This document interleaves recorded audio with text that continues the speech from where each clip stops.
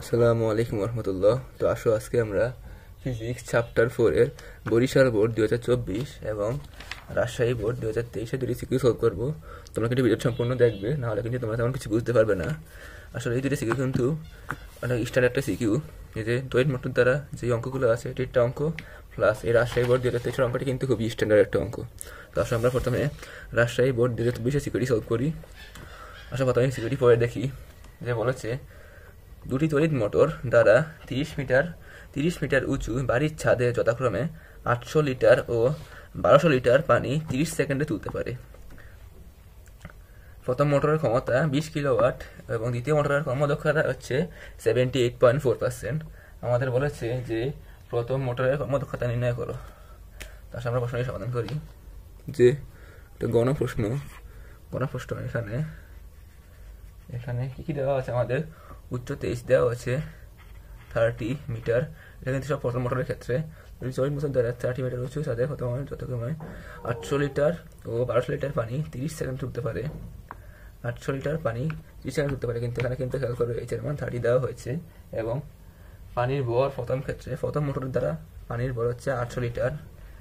আমি দেখো 800 লিটার বা কেজি একই কথা, 800 কেজি দেখতে পারি আমরা। এবং টি সমান সমান দেওয়া হয়েছে 30 সেকেন্ড। আমরা জানি সূত্র ক্ষমতা equals to M G H divided by T. এখানে এম এর মান কত? এম এর মান হচ্ছে 800 কেজি। তো আমরা 800 লিখি, 800 ইন্টু 9.8 ইন্টু এইচ এর মান কত? 30 মিটার, 30 ডিভাইডেড বাই টি এর মান কত? 30 সেকেন্ড। সমান সমান কত আসছে দেখো, 800 গুণ 9.8 গুণ 30 ডিভাইড বাই 30 হবে। এটা হচ্ছে 7840 ওয়াট। 7840 ওয়াট এটা আসছে আমাদের। আমরা আরেকটি পৃষ্ঠা নিয়ে পরবর্তী অংশটি সলভ করি। 7840 ওয়াট কিন্তু আসছে আমাদের লব্ধ কার্যকর ক্ষমতা। প্রশ্নের মধ্যে খেয়াল করো, প্রশ্নের মধ্যে কিন্তু আমাদের মোট কার্যকর ক্ষমতা দেওয়া হয়েছে। মোট কার্যকর ক্ষমতা হচ্ছে 20 কিলোওয়াট। তা আমরা জানি এটা ইকুয়ালস টু লব্ধ কার্যকর ক্ষমতা বা শক্তি ডিভাইডেড বাই মোট প্রদত্ত ক্ষমতা বা শক্তি ইন্টু 100%। এটার মাধ্যমে আমরা প্রথম মোটরের কর্মদক্ষতাটি বের করতে পারবো। আমরা জানি এটা equals to P prime divided by P into 100%। এখানে পি প্রাইম হচ্ছে লব্ধ কার্যকর ক্ষমতা, যেটা আমরা পেয়েছি 7840 ওয়াট ডিভাইডেড বাই পি। আমরা দেওয়া হয়েছে 20 কিলোওয়াট। 20 কিলোওয়াটকে আমরা যদি কিলোওয়াটে নেই, 20 কিলোওয়াটকে যদি আমরা ওয়াটে নেই, তাহলে আমাদের 20কে 1000 দ্বারা গুণ করতে হবে। তো 20কে যদি আমরা 1000 দ্বারা গুণ করি, তাহলে আমাদের 20,000 আসবে অবভিয়াসলি। 7840 divided by 20,000 into 100%। এটা কত হচ্ছে খেয়াল করো তো। অ্যান্সার ডিভাইড বাই 20,000 ইন্টু 100%, এটা আসছে আমাদের 39.2%। এটাই কিন্তু আমাদের বলেছিল যে প্রথম মোটরটির কর্মদক্ষতা নির্ণয় করা। প্রথম মোটরটির কর্মদক্ষতা হচ্ছে 39.2%। এটা আমাদের অ্যান্সার। তার সাথে আমরা গণপ্রশ্নটির সমাধান করি।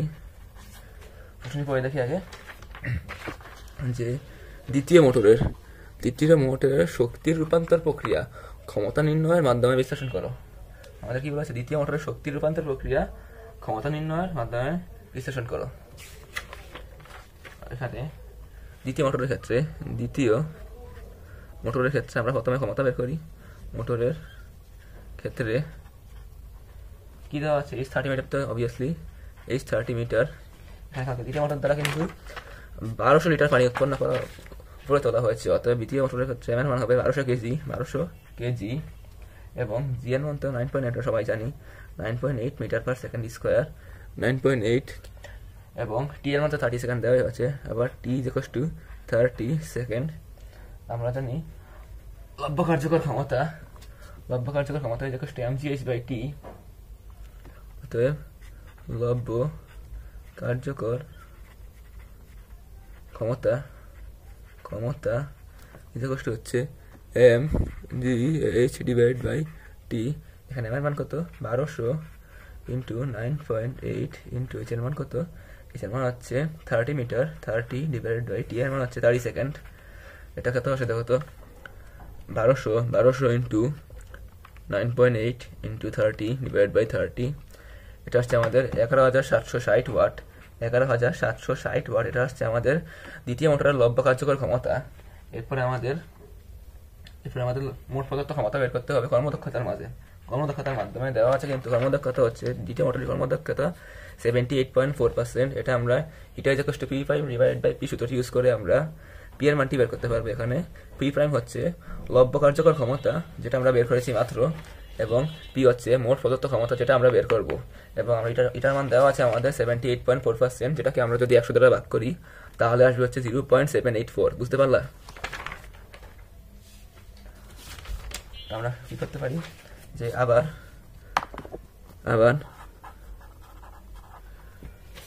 এটা ইকুয়াল টু 78.4%। এটা হচ্ছে যদি আমরা 100 দ্বারা ভাগ করি তাহলে আমাদের 100 দ্বারা গুণ করতে হবে না সূত্রের মধ্যে, তো 0.784 আসে। তো আমরা জানি সূত্র, আমরা জানি এটা equal to P prime divided by P into 100%, বা আমরা এটা 100% লেখা লাগতে না, এখানে পি লিখতে পারি P equal to P prime divided by এটার মান হচ্ছে 0.784। আমরা কত পেয়েছিলাম পি প্রাইমের মান 11,760 ওয়াট। আমরা পেয়েছিলাম পি প্রাইমের মান, বা পি ইকুয়াল টু আসবে 11,760 ডিভাইডেড বাই 0.784, বা পি ইকুয়াল টু আসবে অ্যান্সার ডিভাইড বাই 0.784। এটা আসছে 15,000 ওয়াট, 15,000 ওয়াট। তো এখানে কিন্তু আমরা এর মানটি পেয়ে গেছি। অতএব দ্বিতীয় মোটরের আমরা জানি সূত্র, শক্তি শক্তি রাখলে ইকুয়াল টু হবে পি ইন্টু টি। এখানে আমাদের পি এর মান আছে, টি এর মানও জানা আছে। তো আমরা প্রথমে লব্ধ কার্যকর শক্তি বের করব এবং মোট প্রদত্ত শক্তি আমরা বের করব। দ্বিতীয় মোটরের লব্ধ কার্যকর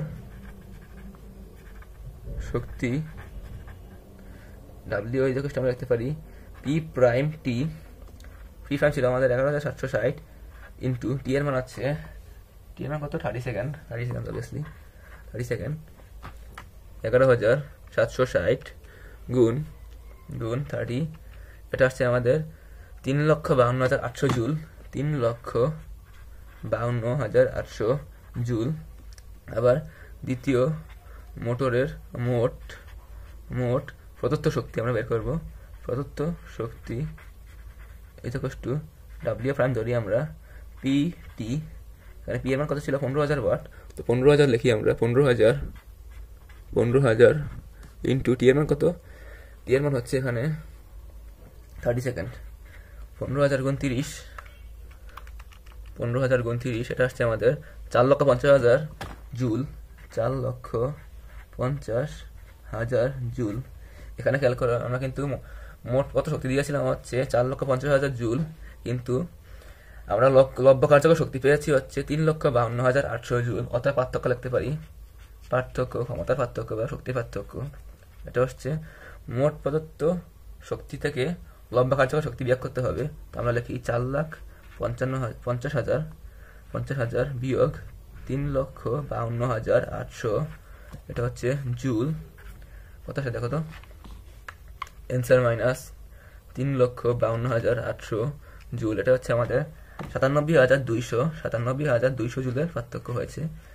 অতএব বলা যায় যে এই যে 97,200 জুল যে আছে না, এটা কিন্তু আমাদের অপচয়কৃত শক্তি।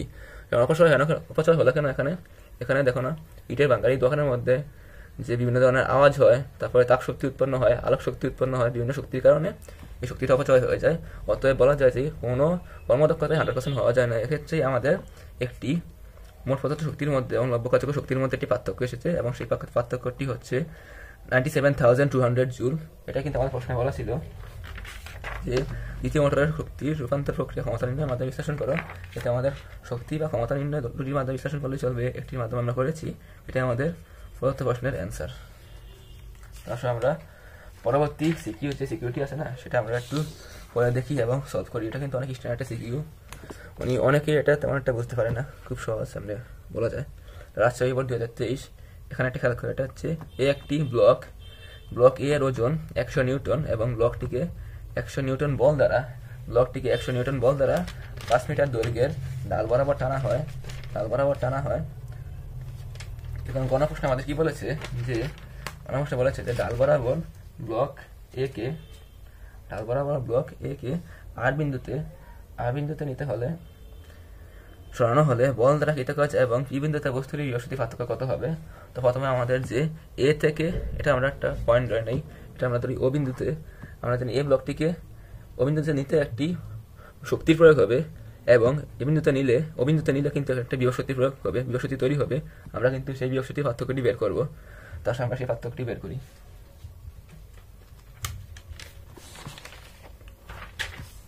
এখানে আমরা জানি সূত্র কি, W Fs, W F into S।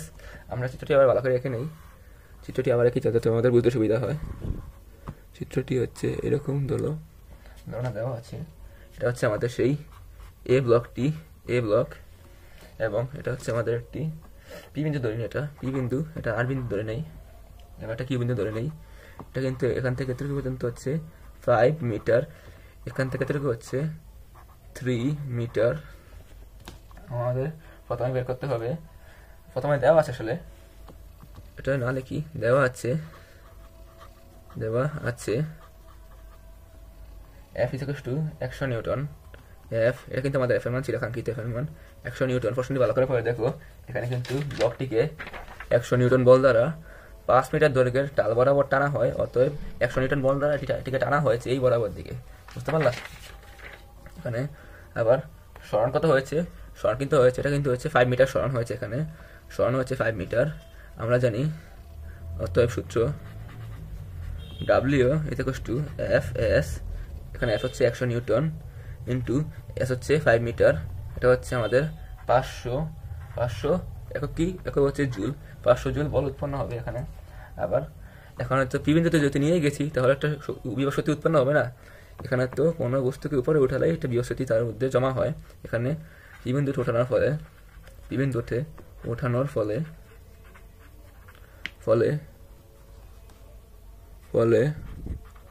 বিভব শক্তি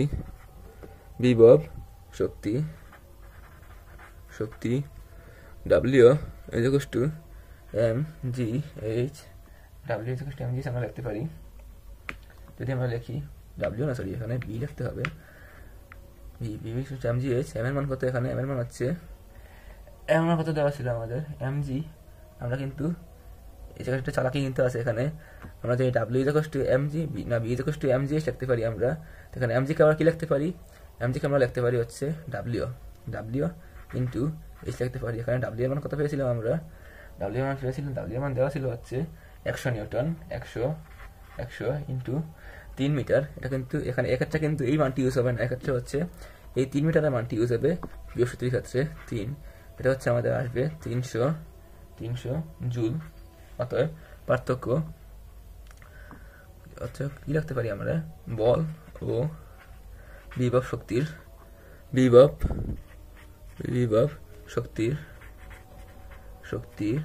পার্থক্য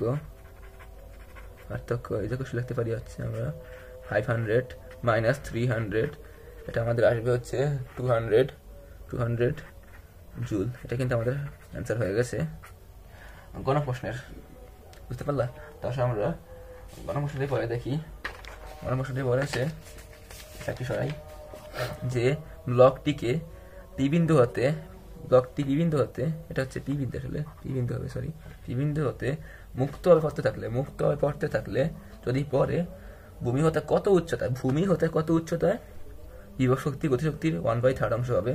আমরা প্রথমে x উচ্চতা আমরা ধরে নিব যে বিভব শক্তি গতিশক্তির 1/3 অংশ হবে। তাহলে আমরা x নিব, বাকি অংশ নিব 3 - x। এখানে দুটি আমরা সূত্র প্রতিপাদন করবো বা সমীকরণ প্রতিপাদন করবো। এটা হচ্ছে বিভব শক্তি হবে mgx এবং গতিশক্তির ক্ষেত্রে আলাদা একটি বি স্কয়ারের মান ব্যবহার করে আমরা আরেকটি সূত্র প্রদর্শন করতে পারবো। তা আমরা পরবর্তীতে লিখতে পারবো যে T = ½ mv² আবার প্রশ্ন মতে দেওয়া হবে হচ্ছে b equal to t divided by 3, প্রশ্ন মতে দেওয়া হবে বিভব শক্তি b ইকুয়াল টু হবে t ডিভাইডেড বাই 3, গতি শক্তি 1/3 অংশ হবে।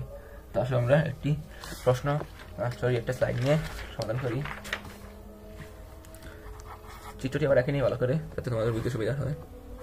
এটা হচ্ছে এমন হবে, এটা পি কিউ আর ধরে নেই, এটা হচ্ছে এখানে তো এটা থাকবে না, এটা হচ্ছে এই জায়গাতে শুধু বস্তুই থাকবে, এখানে এই মুহূর্তে এই জায়গাতে বস্তুই থাকবে, এই জায়গাতে বস্তুই থাকে। আমাদের তোমরা একটু সহজ করে বোঝাই, তোমাদেরকে একটু সহজ করে বোঝাই। আসো আর একটু এখানে এই ত্রিভুজটির ক্ষেত্রে এই বাহুটা লাগবে না, এই বাহু আমাদের লাগবে না, কাছে লাগবে না। আমরা যদি খুব সহজ করে বুঝতে চাই তাহলে ধর এখানে হচ্ছে এই বস্তুটি, এই ব্লকটি, এটা হচ্ছে ভূমি, এটা আমাদের ভূমি, এটা হচ্ছে 3 মিটার, এটা হচ্ছে সম্পূর্ণটি হচ্ছে 3 মিটার, ঠিক আছে 3 মিটার। এখানে আদিবেগ হবে, যেহেতু মুক্ত হয়ে পড়ছে, এখানে মুক্ত অবস্থায় পরন্ত অবস্থায় জ্যোতি স্থির থেকে পড়ছে, এজন্য স্থির অবস্থায় আদিবেগ হবে 0 মিটার পার সেকেন্ড। এখন এটা যদি আমরা h ধরি, এটা হবে 3 মিটার, এটা যদি আমরা h ধরি, যদি আমরা পুরোটি যদি h ধরি, এটা হবে x হবে, এটা হচ্ছে হবে h মাইনাস x। লিখতে পারি আমরা যে p বিন্দুতে এটা হচ্ছে আমাদের p বিন্দু এবং এটা হচ্ছে আমাদের q বিন্দু। p বিন্দুতে m বস্তুর আদিবেগ বা বেগ লিখতে পারি, বেগ u equal to 0 metre per second. মনে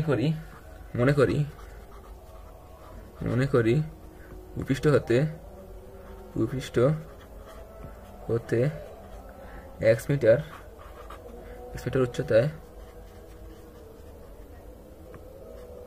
উচ্চতায় বিভব শক্তি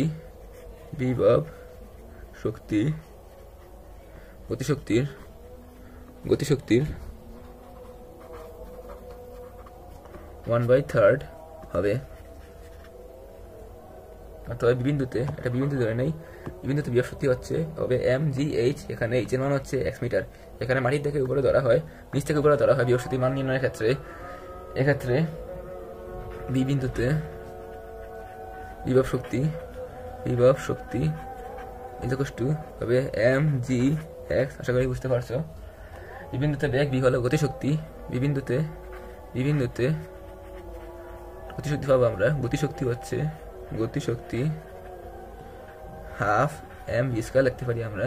v স্কয়ারের ক্ষেত্রে আমরা half into m into v square সূত্র জানি আমরা, v square equal to u square plus 2g।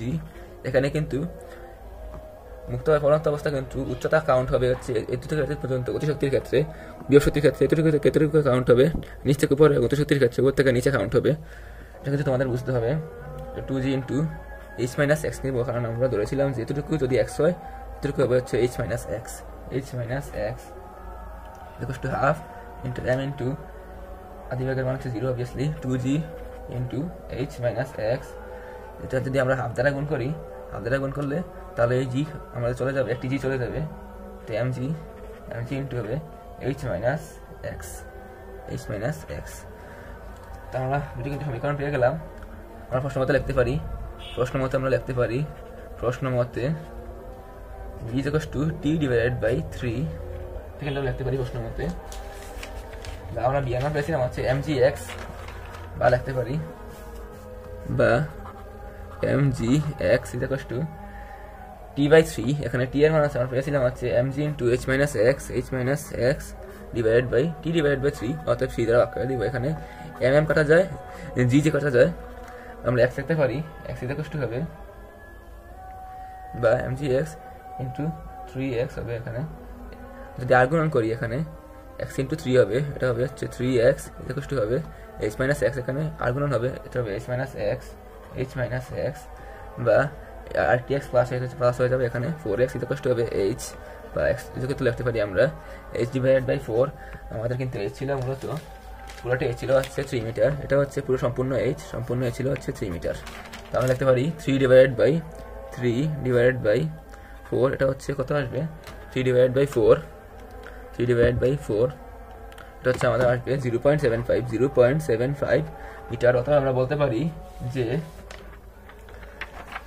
ব্লকটি বিভিন্ন তথ্যমুক্তভাবে পথে থাকলে ভূমি হতে 0.75 মিটার উচ্চতায় বিভব শক্তি গতিশক্তির 1/3 হবে। আশা করি তোমাদের ভিডিওটি ভালো লেগেছে। এটা কিন্তু আমাদের সমাধান ছিল আজকের বরিশাল বোর্ড 2024 এবং Rajshahi board 2023 CQs of physics SSC physics chapter 4 এর। তো আশা করি ভিডিওটি ভালো লেগেছে। তোমরা ভালো থেকো। আসসালামু আলাইকুম রহমতুল্লাহ।